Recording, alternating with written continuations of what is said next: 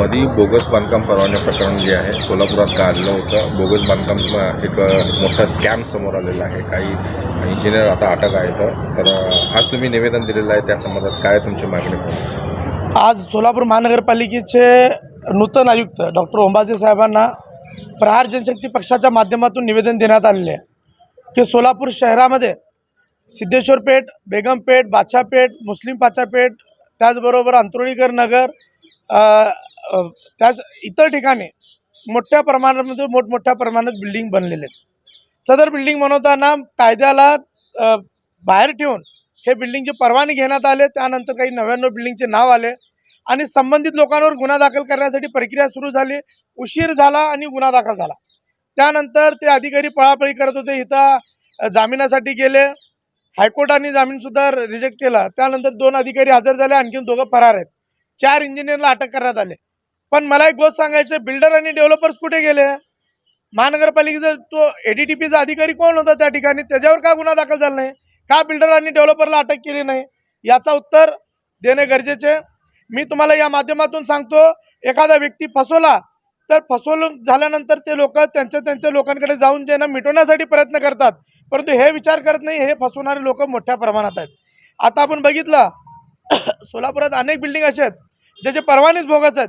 त्याला वापर परवानाही मिळणार नाही, त्याला खरेदी विक्रीही मिळणार नाही, त्याला पार्किंगही नाही आणि ते फ्लॅटधारक असेल त्या ठिकाणी अडचणीत निर्माण झालेले आहे. आणि बिल्डर जो आहे त्या काही बिल्डरांनी तर पूर्ण ते बदमाश लोकांनी पूर्ण पैसे घेतले, खरेदीही दिली नाही, पार्किंगही दिली नाही, अशी परिस्थिती आहे.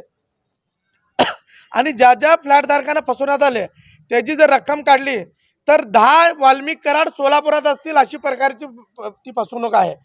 आणि माझं स्पष्ट म्हणणं आहे की 10,000 कुटुंबाची या बिल्डर, डेव्हलपर्स आणि इंजिनियर आणि महानगरपालिकेच्या अधिकाऱ्यांनी फसवणूक केलेली आहे. आणि ह्याचे जाळे सोलापूरच्या महानगरपालिकेच्या TP पासून नगरविकास खात्याच्या मंत्रालयापर्यंत आहेत.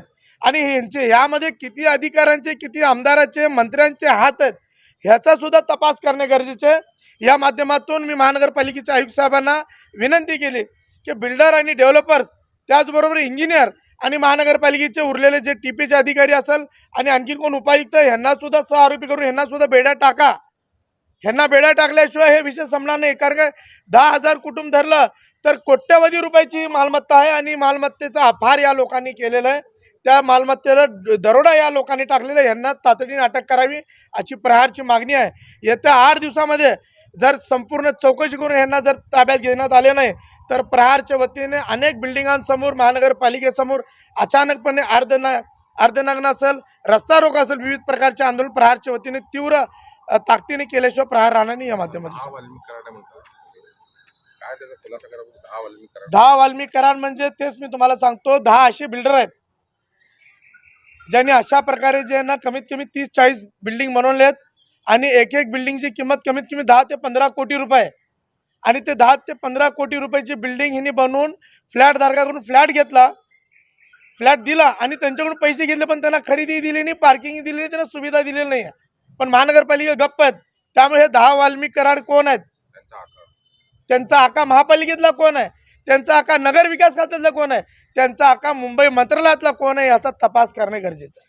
नगर विकास खात्याचे मंत्री जे आहेत मागील गेल्या 5 वर्षापासून एकनाथ शिंदे, ऑडिट करा नगर विकास खात्याचा. पण एकनाथ शिंदे असतील, कुणी असू दे, जर चुकीचा कुणी करत असेल तर कायद्यात डॉक्टर बाबासाहेब आंबेडकरांनी सर्वांना जे अधिकार दिले त्याची चौकशी करा, कारवाई करा. आणि तिसरी गोष्ट तुम्हाला महत्त्वाची सांगतो, या ठिकाणी जे 10,000 लोकांना जे फसवण्यात आलेले आहे त्याचे काय मी ॲक्शन कमिटी तयार करणार आहे. सगळ्या फ्लॅटधारकांना एकत्र आणणार आहे आणि सगळ्या फ्लॅटधारकाला एकत्र आणून सोलापुरात मोठ्या प्रमाणे आंदोलन केल्याशिवाय राहणार नाही. कारण काय, या 10,000 कुटुंबाला ज्या लोकांनी फसवलंय त्यांना काळा फासून त्यांना चप्पलने प्रहार मारल्याशिवाय राहणार नाही. किती कोटीचा व्यापार झाला हे घोटाळा, बांधकाम घोटाळा? हे माझं तर मत असं आहे की 500 ते 1000 कोटी रुपयाचं सहज भेटल. 1000 कोटी रुपयाचा तर भ्रष्टाचार बिल्डर, डेव्हलपर्स, महानगरपालिकेचे अधिकारी आणि इंजिनियर या सगळ्यांनी मिळून केलेलं आहे. आणि अनेक इंजिनियरला अजूनही वाटत आहे, अनेक बिल्डरला असं वाटत आहे की काहीच होणार नाही. मी तुम्हाला आणखीन एक सांगतो, सिद्धेश्वरपेठमध्ये एक बिल्डिंग आहे, त्या बिल्डिंगमध्ये तर बोगस कंप्लिशन बनवलेलं बिल्डरने खरेदी दिली. महापालिकेच्या अधिकाऱ्यांना पत्र दिल्यानंतर त्यांनी म्हणलं हे कंप्लीशन सर्टिफिकेट आम्ही दिलंच नाही. आधी त्याची इन्क्वायरी 2-4 दिवसामध्ये ते सुद्धा जे ना हे 4 इंजिनियर बरोबर 2 अधिकाऱ्याबरोबर त्याच्या सोबतीला ते सुद्धा जाते. काय वाटतं अधिकारी नवीन आले सचिन अंबासे असं काय हो, साहेबांना भेटून समाधान वाटलं. साहेबांनी समाधानकारक सगळं ऐकून घेतलं. मी दिलेल्या प्रहारच्या निवेदनावर इंडोर्समेंटही मारला आणि कारवाई करण्यासाठी पत्रही काढतो असं सांगितलं. साहेबांचं या कामाबद्दल समाधान आहे. नक्कीच चांगल्या प्रकारे काम करण्यासाठी साहेब जर पुढे आले तर प्रहार 4 पाऊल पुढे येऊन साहेबाला मदत केल्याशिवाय राहणार नाही.